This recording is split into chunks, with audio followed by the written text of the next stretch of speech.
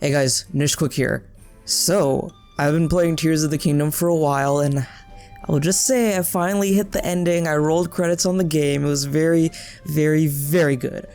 But I've been thinking a lot about this game. This is the sequel to The Legend of Zelda Breath of the Wild. And you know what sequels do? The sequels make things better, but they also fix problems from the first game. Long-time viewers of the channel might remember some reviews I did for God of War Ragnarok and Kingdom Hearts 2, two sequels that I wanted to play in preparation for the sequel to Breath of the Wild, which we now know as Tears of the Kingdom. In those reviews, I highlighted some of the really big problems from the first games that were fixed in the sequels, and today I'm going to be highlighting all of the problems that Breath of the Wild had that were fixed in The Legend of Zelda Tears of the Kingdom. Without further ado, let's get into this. Alright, the first problem that was fixed was weapon durability with fusing. And here's the funny thing.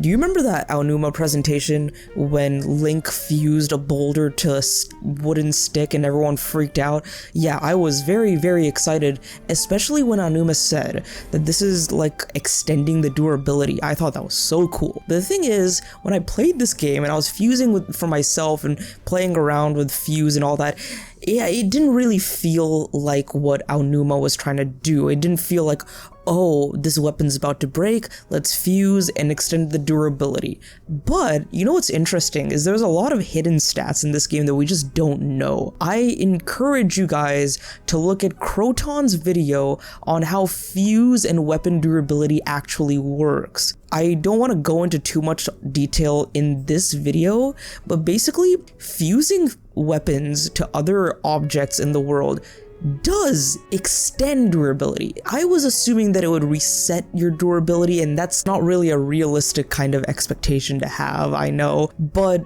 I really appreciate fuse, and not only does fuse really fix this weapon durability problem, it really opens up the combat and makes combat so much more fun.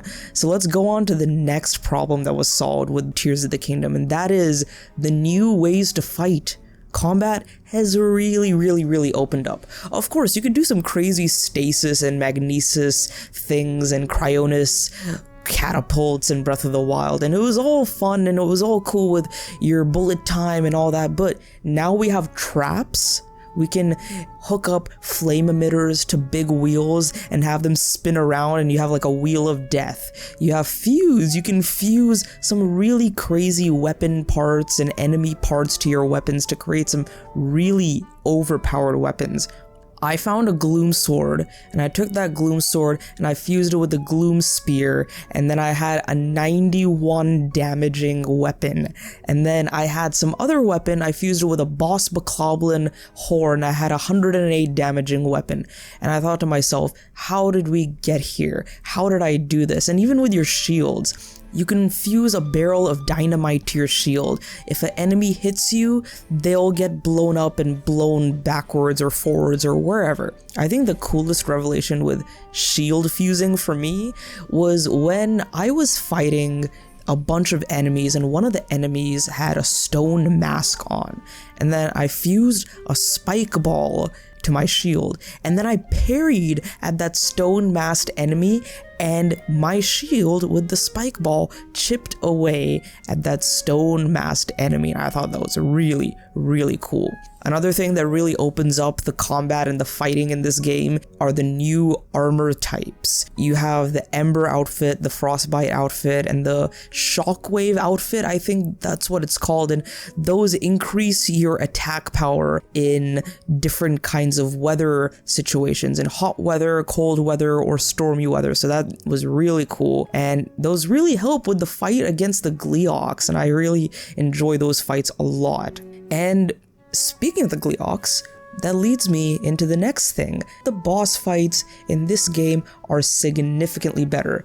The dungeon bosses, I don't want to talk about them too much, maybe not, a lot of you have not completed a lot of those yet, but the dungeon bosses felt very traditional, very much like your classic Zelda bosses, and those are so much fun. Wind Temple boss was great, Lightning Temple boss was great, Water Temple boss was great but very annoying, Fire Temple boss was very, very, very easy, but I have to really give a shout out to the overworld bosses. Some of the bosses in the depths you find, like the Froxes, are so much fun to fight. The Stone Taluses are even more fun to fight in this game because you can ascend through them and they have bokoblins on them. Those are called the Battle Taluses. Those are really fun to fight. But I think my favorite enemy to fight in this game, my favorite boss or mini boss, whatever you want to call it, are the Gleeoks. The Gleeoks are so much fun. It is a very intense fight. You're always on the edge of your seat. You never know what's going to happen. You might literally get one-shotted with one fireball, with one thunderball, with one flash of an ice beam or whatever. These Gleeoks are a lot of fun, and these are some of the best encounters in Zelda boss fight history, in my opinion, especially when it comes to overworld bosses, and I will not spoil anything in this video, but I think I'm confident enough to say that the final boss of this game is now my new favorite final boss fight of all time. Alright, moving on, let's talk about the dungeons. The dungeons have improved. The dungeons are better than the Divine Beasts. Again, this is improvements from Breath of the Wild. Breath of the Wild had the Divine Beast.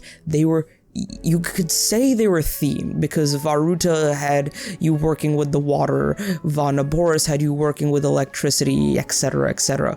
But they all looked the same. They all felt the same. They had similar gimmicks. You just shoot eyeballs to open up pathways, you move the beast around, and it was whatever. I didn't really feel too strongly about these Divine Beasts, especially with my history with the Zelda series coming from traditional dungeons like Stone Tower, Snow Peak, Arbiter Grounds, Ancient Cistern, etc., etc. The temples or the dungeons that we have in Tears of the Kingdom are very big steps up from the Divine Beasts. They may not be on the level as traditional Zelda dungeons, but that's okay, because we got really good thematic dungeons with really good music, really good boss fights at the end, and really good lead-ups to them. So I really appreciate that the Zelda team put in a lot of work into designing these dungeons, and honestly, they may not be anything really compared to like Skyward Sword, Majora's Mask, Twilight Princess dungeons, but they're fun. I still enjoyed some of the puzzles in there. Like Lightning Temple had some great puzzles. Fire Temple was fun, just exploring that entire temple area was great, and the lead up to the Wind Temple is something I'll never forget. Alright, moving on, this is a massive fix, a massive improvement from Breath of the Wild. If you guys remember, in Breath of the Wild, whenever it would rain, you would basically have to go somewhere else. Remember exploring the Faron region? Yeah, climbing anything in the Faron region was basically impossible because it would rain so often. And whenever it rains, you slip, you can't climb, it's just 3 motions of Link and then he slips, or if you jump, then it's just an automatic slip, and it's very annoying, it's very cumbersome, and it's just not fun to explore whenever it's raining in Breath of the Wild. So how does Tears of the Kingdom fix this? Well, in Tears of the Kingdom, first of all, it does not rain as often, so that's very good. But second of all, we have the glorious status effect of slip resistance. I will say, the first day I was playing this game, I was just venturing around Hyrule, going into the caves, and I found this sticky lizard, and I immediately fast traveled to a stable, cook an elixir, and I tested it out. I was like, I need to see if this works, because I had played Breath of the Wild a couple days, and I had that memory of how quickly Link slips, and this was just a level 2 slip resistance, but it is noticeable. It is noticeable, and of course, when you jump, you're gonna slip, obviously, because that's just how things work, but it takes so much longer to slip without jumping whenever you have slip resistance activated. And not to mention, not only can you cook elixirs, but if you complete the Lucky Clover Gazette questline, you get the legendary frog armor. Not only does Link look like Greninja, but also you can basically climb in the rain with no problem whatsoever. With Ascend and slip resistance, this trivializes a lot of problems everyone has had with climbing, exploration, and navigation in Breath of the Wild whenever it was raining. So thank you, Zelda team, for taking this problem and taking this bit of criticism to heart. Thank you so much. And I just mentioned the Lucky Clover Gazette, so let's talk about the side quests. There's a lot of side quests in this game, and there's just a lot of things to do. There's just a lot of points of interest. Of course, you got the shrines, you got the Korok seeds, you got the Korok quests to get them to their friends or whatever, so that's there as well. But a lot of the NPCs in this game have a lot more to say, a lot more to do, a lot more to provide to you when it comes to world building and side quests. In this game, side quests are separated between side quests, which are like your standard fetch quests and very simple kind of errands, which aren't really story related, and then you have your side adventures, which are longer quests, which relate to the story, which relate to very important characters in this world. So I really like that separation of side quests and side adventures, because the side adventures are some of my favorite things to do in Tears of the Kingdom. You got Pen with the Lucky Clover Gazette, and that was a really fun quest line because you're running all over the place in all of these stables and just helping people, and you're also getting a lot of insight onto the kind of person and the kind of princess that Princess Zelda is. So I really appreciated that quest line, and I personally think my favorite quest line was, I think it's called Ancient Mysteries of the Past, something along the lines of that. You're helping this guy in Kakariko Village decipher some ancient Zonai texts of the past, and there's some really cool world building in that quest, and it takes you on a real nice trip around the Sky Island, so I really enjoyed that quest quite a bit. Overall, the side quests in this game are significantly better than they were in Breath of the Wild, because Breath of the Wild had a lot of fetch quests and they weren't as memorable in my opinion. The shrine quests were good, but the side quests weren't as good, and they weren't on the level of the side adventures in Tears of the Kingdom. That's just my personal opinion. So speaking of story, let's talk about the story. Let's talk about what's great about the story of Tears of the Kingdom. And I will say, this game employs the memories again. If you guys remember, I had a video where I was like, I really hope the meat of the story doesn't take place in the past. Well, it kind of does, but that's not really as bad as I thought it would be, honestly, because Breath of the Wild's memories were good. It was nice seeing Zelda and Link interact. It was nice seeing Link talk with the champions and the people that he once knew 100 years back. But there wasn't a really solid linear narrative that is being told with these memories in Breath of the Wild, and I wasn't that big of a fan of a lot of that kind of storytelling in Breath of the Wild. In Tears of the Kingdom, this problem is really fixed because Zelda is in the past, but Zelda is actually doing a lot of stuff in the past. It's not just that she's there and viewing a lot of the events that are happening. Zelda has an active role in the events of what is happening in these memories. I'm not going to spoil anything, but there are some really impactful and emotional moments with these memories and the dragon tears that you find. And I've heard a lot of people say, oh, some things don't make sense. Well, sure, I can argue the same with most other Zelda games, honestly, but I will say the story that they've told here is very good. It's very emotional. It really tugs on your heartstrings, and I will say the writing, the directing, the animation, the voice acting, the scenarios, all of that, it's just so much better in Tears of the Kingdom than it was in Breath of the Wild. Not that it was bad in Breath of the Wild, but this is a significant step up in terms of the production quality as well. And honestly, aside from the memories, there's some really big moments that happen in the present of this game as well. Of course, you're doing the regional phenomenon, but unlike Breath of the Wild, there are many main quests to do in the story. A lot of main quests that really really influence the progression of the game and really call back to what happens in the past. So I really enjoyed that, and there's so many new characters to interact with in the present as Link, and so many characters have changed in the present since Breath of the Wild. So it was really cool experiencing all of that, and overall the story is leaps and bounds better than it was in Breath of the Wild. Alright, I'm gonna end with 3 really quick quality of life features that weren't necessarily problems in Breath of the Wild, but just nitpicks that were actually fixed in Tears of the Kingdom.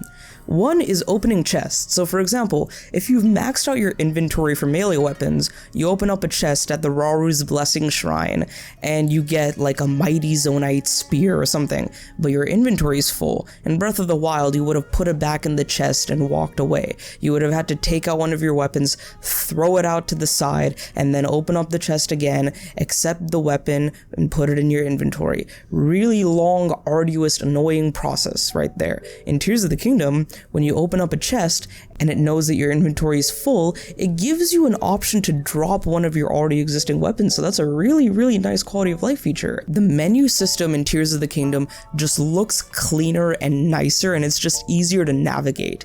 In Breath of the Wild, you had to really hold down the right stick all the way to the side to get to the very end. Of course, you could use the shoulder buttons as well, but in this game, it's just more approachable and it's better designed and better laid out. And I like that Zonai devices have their own section on the menu. That's really cool. And you can sort the menu accordingly, because sometimes I realize, hey, I want to get out some weapon parts for fusing, but I'm scrolling through all my food and ingredients. So you just hit the Y button, sort it, and it kind of sorts it for you. Even though the on-the-fly materials menu might be a little bit annoying to cycle through, at least it allows you to sort it in terms of the fuse power, the amount of times it's being used, and so on and so forth. The recipes and the cooking is streamlined in Tears of the Kingdom as well, because sometimes you can just pick up an ingredient in the menu and check for recipes that specific ingredient is a part of. And once you select that specific recipe, Link will be holding all the ingredients that he needs. And if you're right in front of a cooking pot, you just toss them all in and you're done. You got your food. So this cooking is a lot more streamlined, and it's a lot easier to get a lot of things done. And I think from a usability perspective, it's just reducing the amount of clicks needed to complete an action or a task. So from a UX design perspective, that is a very welcome addition and quality of life feature in this game. So that's it. Those are 9 problems Breath of the Wild had that Tears of the Kingdom fixed. 9 problems, and I'm sure there are way more problems that Breath of the Wild had. Maybe not problems, but just issues and shortcomings that Breath of the Wild had that Tears of the Kingdom has fixed and just made significantly better. By no means is this game perfect. By no means is any game perfect. But this game made an already near perfect game even better. It made the formula better. It made the style better. The open air Zelda has never been this good. Of course, we've only got 2 games, but this is the definitive open air Zelda game, and in my opinion, it is the definitive and the best open world video game of all time. So let me know in the comments below, did I miss any problems that Breath of the Wild had that Tears of the Kingdom fixed? Because I have a lot of friends who are playing Breath of the Wild right now who are telling me, oh, I wish this was better or this was better, and I tell them, hey, guess what? It's fixed in Tears of the Kingdom. So let me know what you guys think about that in the comments below. If you enjoy Nintendo, Zelda, Xenoblade, any of that kind of content, hit the subscribe button, hit the like button. It means a lot, and hit the notification bell so you never miss another upload from yours truly. This is Nishquick signing off. Have a great day. I'll see you guys in the next video and continue playing some more Tears of the Kingdom. I'm sure most of you guys are not done with the game yet. I'll see you guys in the next one later. Hey guys, this is Nishquick. Thank you so much for watching that video. And if you enjoyed it, check out these 2 videos on the left, and if you aren't subscribed, why not hit that subscribe button on the way out? I'll see you guys in the next one. Have a great day and see you later.